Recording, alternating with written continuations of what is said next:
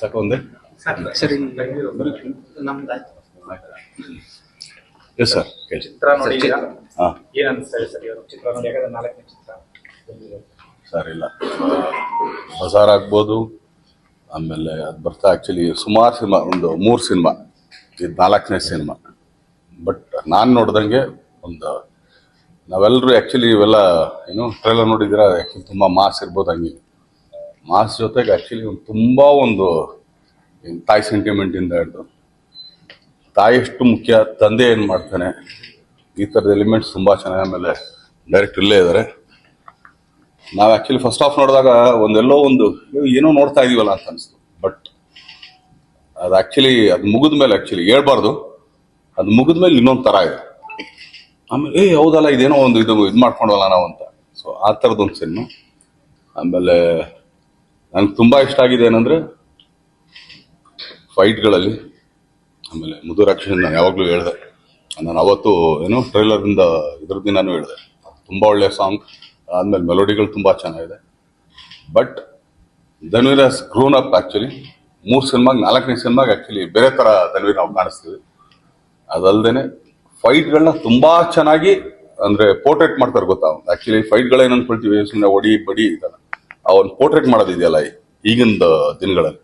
So ತುಂಬ ಚೆನ್ನಾಗಿ ಮಾಡಿದ್ದಾರೆ. ಯಾಕಂದರೆ ಒಂದು 6'3", ನನಗಿಂತ 1.5 ಇಂಚು ಅಲ್ಲ 1ರಿಂದ 2 ಇಂಚು. ಬಟ್ ಕಾಲು ತುಂಬ ಚೆನ್ನಾಗಿ ಯೂಸ್ ಮಾಡಿದ್ದಾರೆ. ನಾನು ಆ್ಯಕ್ಚುಲಿ ಯಾವಾಗಲೂ ಹೇಳ್ತಾ ಇರ್ತೀನಿ, ಕಾಲು ತುಂಬ ಚೆನ್ನಾಗಿ ಯೂಸ್ ಮಾಡ್ರೆ. ಯಾಕಂದ್ರೆ ಉದ್ದಕ್ಕಿರೋರ್ಗೆ ಆ್ಯಕ್ಚುಲಿ ಅಪ್ಪರ್ ಬಾಡಿ ಸ್ವಲ್ಪ ಚಿಕ್ಕದಿರುತ್ತೆ, ಬಟ್ ಲೋವರ್ ಬಾಡಿ ಸ್ವಲ್ಪ ಜಾಸ್ತಿ ಇರುತ್ತೆ. ಬಟ್ ಕಾಲು ತುಂಬ ಚೆನ್ನಾಗಿ ಯೂಸ್ ಮಾಡಿದ್ದಾರೆ. ತುಂಬ ಚೆನ್ನಾಗಿ ನೀಟ್ ಕ್ಲೀನ್ ಮೂವಿ. ಅದಾದ್ಮೇಲೆ ಒಂದು ತುಂಬ ಒಳ್ಳೆ ಮಾರಲ್ ಇದೆ. ಒಂದು ತಾಯಿ ಜೊತೆಗೆ ಇನ್ನೊಂದು ಮತ್ತೊಂದು. ನಾನು ಇಷ್ಟೇ ಕೇಳ್ಕೊಳ್ಳೋದು ಎಲ್ಲ ಕರ್ನಾಟಕ ಜನತೆ ಹತ್ರ, ವಾಮನ ಅಂದ್ರೆ ಏನು, ಅವನು ಭಿಕ್ಷೆ ಬೇಡಕ್ಕೆ ಬಂದಂಥ ಹುಡುಗ.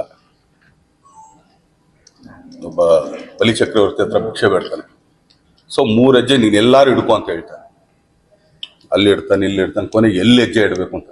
ಬಟ್ ಈ ವಾಮನ ಬರೀ ಚಿತ್ರರಂಗದಲ್ಲಿ, ಕನ್ನಡ ಚಿತ್ರರಂಗದಲ್ಲಿ 1 ಕಾಲ್ ಕೇಳ್ತಾ ಇದ್ದಾರೆ. ಅದು ಕನ್ನಡ ಜನತೆ ಕೊಡ್ತಾರೆ. ಸೊ ಆ ಹೆಜ್ಜೆ ತುಂಬಾ ಒಳ್ಳೆ ದೊಡ್ಡ ಹೆಜ್ಜೆ ಆಗುತ್ತೆ ಅಂತ ಹೇಳ್ತೀನಿ.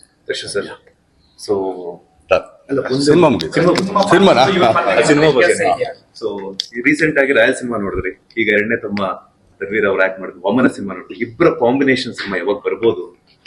ಸರಿ ಇಲ್ಲ, ಅದಕ್ಕೊಂದು ಒಳ್ಳೆ ಡೈರೆಕ್ಟ್ ಬೇಕು. ನಾನು ಇವತ್ತು ಹೇಳ್ತಾ ಇರೋದೇನಂದ್ರೆ, ನಾನ್ ಮಾಡೋದಾಗ್ಲಿ ಇಲ್ಲ, ಚಿಕ್ಕಣ್ಣ ಮಾಡೋದಾಗ್ಲಿ ಇಲ್ಲ, ಧನ್ವೀರ್ ಮಾಡೋದಾಗ್ಲಿ ಇಲ್ಲ ಅನ್ನಲ್ಲ. ಒಂದು ಒಳ್ಳೆ ಕತೆ ಬರ್ಬೇಕು. ಸುಮ್ನೆ ಧನ್ವೀರ್ ನಂಗೆ ಗೊತ್ತು, ಧನ್ವೀರ್ ಹಿಂಗ್ ಮಾಡೋದು, ನಾವು ಆಕ್ಚುಲಿ 1 ಪದನೂ ಕೇಳಲ್ಲ, ಕಥೆನೂ ಕೇಳಲ್ಲ. ಧನ್ವೀರ್ ಮಾಡ್ತಾರೆ, ಆಕ್ಚುಲಿ ಏನೋ ನಮ್ ಚಿಕ್ಕಣ್ಣನೂ ಮಾಡ್ತಾರೆ. ಆದ್ರೆ ಅವ್ರಿಬ್ಬರಿಗೆ ಆಕ್ಚುಲಿ ನ್ಯಾಯ ಒದಗಿಸಂತ ಒಬ್ಬ ಡೈರೆಕ್ಟರ್.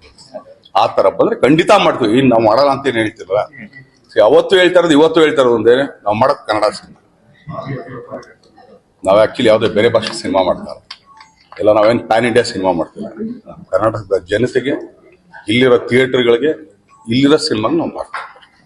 ಧನ್ವೀರ್ ಅಲ್ಲಿ ನಿಮ್ ಫಿಲಮ್ ಮೂವಿಯಲ್ಲಿ ತುಂಬಾ ಇಂಟ್ರೆಸ್ಟಿಂಗ್, ತುಂಬಾ ಡಿಫ್ರೆನ್ಸಸ್ ಏನ್ ಹೋಲಿಕೆ ನೋಡಿ ಈ ಫಿಲಮ್ ನೀವು ಮಾಡ್ಬೇಕಾಯ್ತು ನಾನು ಕೂಡ ಅನ್ನೋದೇನಾದ್ರು ಬಂದಿದೆ ಈ ಫಿಲಮ್ ನೋಡಾದ್ಮೇಲೆ? ಲವ್ ತುಂಬಾ ಚೆನ್ನಾಗಿ ಮಾಡಿದ್ರು. ಆಕ್ಚುಲಿ ಆತರ ಲವ್ ನಾವು ಮಾಡ್ಬೇಕಂತ ತುಂಬಾ ಇಷ್ಟಪಡ್ತೀವಿ. ಬಟ್ ಯಾರು ಆತರ ಲವ್ ಮಾಡಕ್ ಕೊಡ್ತಾರಲ್ಲ ನಮ್ಗೆ. ಸಾಂಗ್ ಬಗ್ಗೆ ನನಗೆ ಈ ತರ ಸಾಂಗ್ ಕೊಟ್ಟಿಲ್ಲ, ಒಳ್ಳೆ ಸಾಂಗ್ ಕೊಟ್ಟಿದ್ದಾರೆ. ಅಲ್ಲಲ್ಲ, ಅಂದ್ರೆ ಮುದುರಾಕ್ಷಸ್ ತುಂಬಾ ಚೆನ್ನಾಗಿದೆ. ನಾವ್ ಯಾರು ಯೋಚನೆ ಮಾಡಿದ್ರ ನಿಮ್ ಮದುವೆ ಆಗಿದೆ ಸರ್? ಆಗಿದೆ. ಯಾವತ್ತಾರು ಹೇಳಿದ್ರ ನಿಮ್ ಹೆಂಡತಿಗೆ ಆಕ್ಚುಲಿ ಮುದುರಾಕ್ಷಸ್ ಅಂತ? ಅಷ್ಟೇ ಅಲ್ವಾ? ಹಂಗೇನೆ ಮುದುರಾಕ್ಷಸ್ ಹೇಳಿದ್ರೆ ಅವ್ರಿಗೊಂದು ಖುಷಿ ಆಗುತ್ತೆ ಅಂತ. ಚೆನ್ನಾಗಿದೆ ಅಷ್ಟೇ.